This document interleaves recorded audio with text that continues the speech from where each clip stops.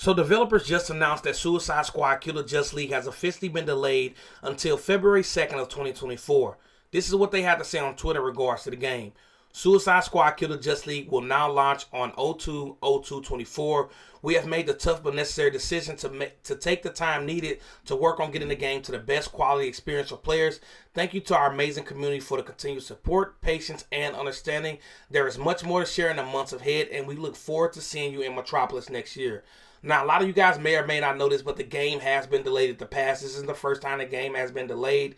It was essentially supposed to come out in 2022. They actually delayed it until early 2023. Then at the Game Awards in December, they pushed the game back to May 26th of 2023. And now it is pushed back until February 2024. Now, things like this do happen in the game industry, especially with the way development in games are.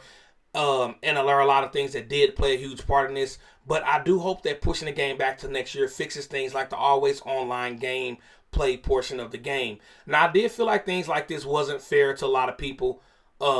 Just because a lot of people can't get internet. It's not because they can't get it because it's funds. It's can't get it because there are certain areas that don't allow internet, to where some people will have to actually have a hotspot in their house to work things like their smart TV, their Apple devices, their Android devices, and stuff like that. Now, with this delay, I honestly think the developers could fix something like that. I know a lot of people were thinking they were going to take away stuff like the game passes and the battle pass that were retained to this game. I honestly, personally don't believe that they are going to change this in just a couple months' time. I would think they would need a year or so to take something like this out, and I don't think the developers are going to use that to take out anyway, because they use that as a marketing tool.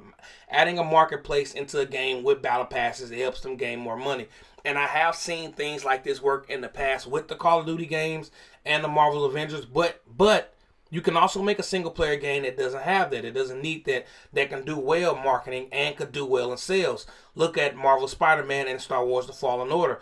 Both games did great marketing wise and sale wise. And if developers just take the time to do the things right the first time, then with games like that, single player games, they could essentially drop a remaster like they did for Marvel Spider-Man, and they even added more suits to the game itself without people having to purchase these suits. Now, they could add stuff like that and then drop it on newer generation consoles if they want to additionally make more money. I just think it's crazy that they would even just, they would even add this into this game. I feel like this game didn't need this. But this is just my opinion. I feel like you won't need that for a game like this, But I'm just curious to what you guys have to say about this. How do you guys feel about the game being delayed? Do you think the game is better online, or should it be an offline game?